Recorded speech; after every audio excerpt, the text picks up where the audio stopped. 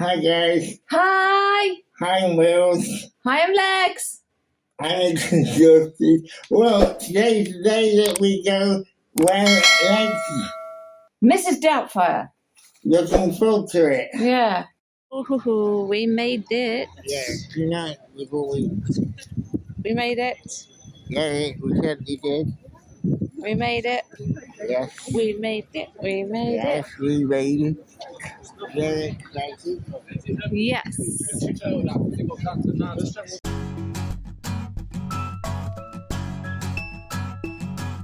We're back from the theatre.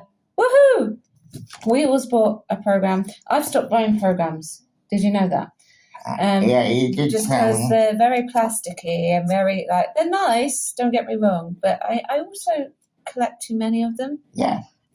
We both got Help Is On The Way, Dears magnet. We've both got one of those. And we both got a T-shirt, obviously, in our respective sizes. That I know Hello. we go for the... Hello! Hello, dear. Now, normally, I wouldn't do that, and I would just go with the Mrs Doubtfire logo, but I went for the one of her catchphrases today, because I thought, why not? Yeah, why not? That would be fun. That would be fun. Okay, so right, let's start with I'll edit obviously this out. Yeah, Overall opinion. I would say 10 out of 10. Yes, 10 out of 10. You really liked it. I really liked it. What did you like about it? Several things, including the DIY edible face pack. Yeah, they did it. Oh, yeah, by the way, this contains spoilers if you don't know the film. Oh, yeah, but it's okay. Yeah. I mean, it's pretty much... Could have done a spoiler warning. Yeah, that's all right. It's fine. It's pretty much the same as for the film. movie. Yeah.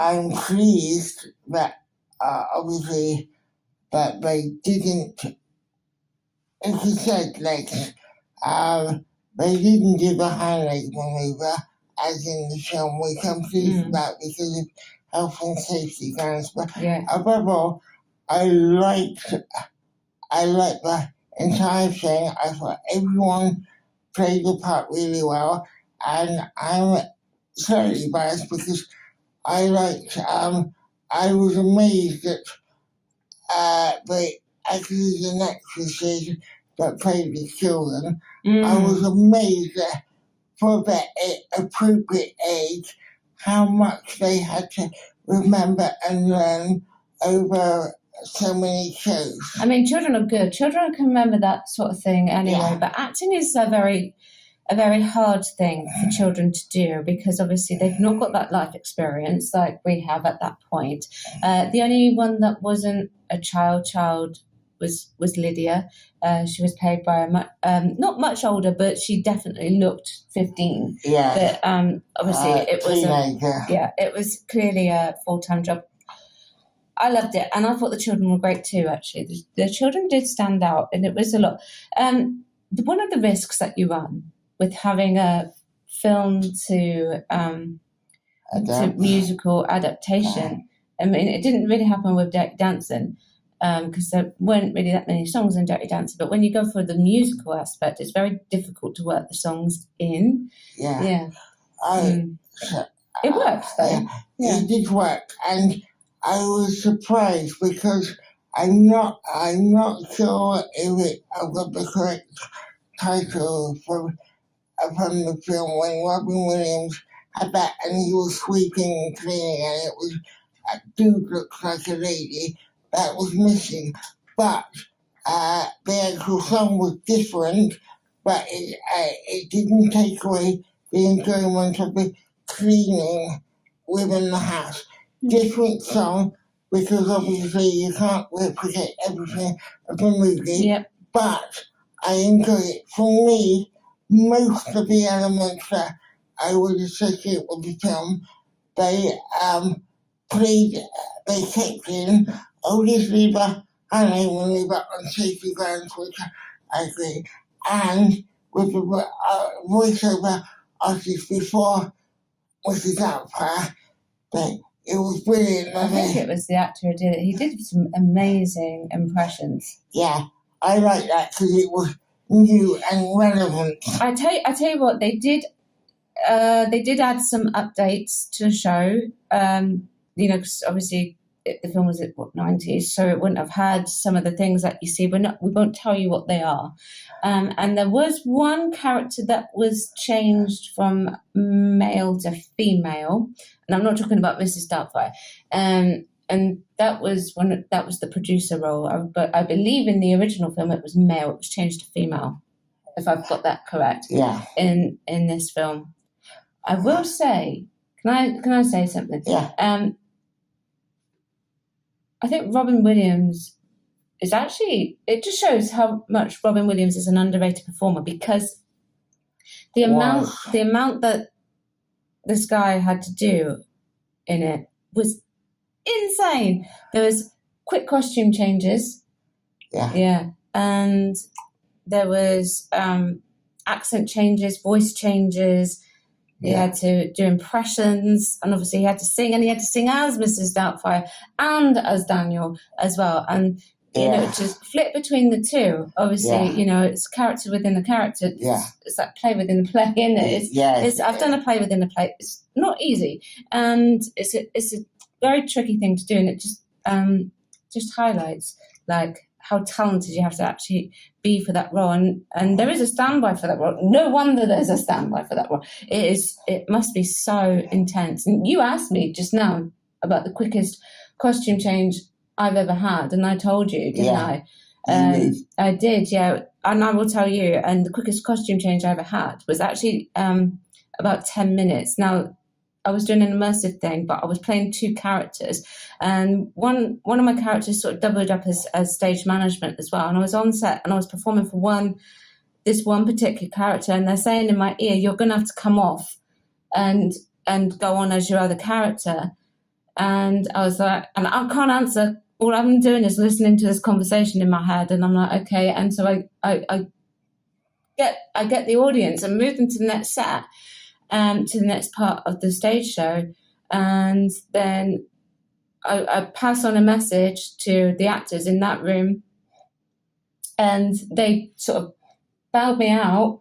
Yep. And we had to do like a live character change then and there, and it was in front of everyone, and I had to run from one end of the place to the other, get in, and they're all waiting for me, and they told the other actors, "Sorry, we need legs," and legs, and they're there and they're pulling me out of this costume, my other costume, and I've got hair going up into pin curls, wig cap going on, going on, microphone, corset, shirt, tights, socks, a massive skirt, one of the heaviest skirts I've ever worn. Oh, and then they strap me in an IKEA bag, and then I have to run to the set, and then swap over, and get the mic pack on, and go on and replace the actress who's gone down, and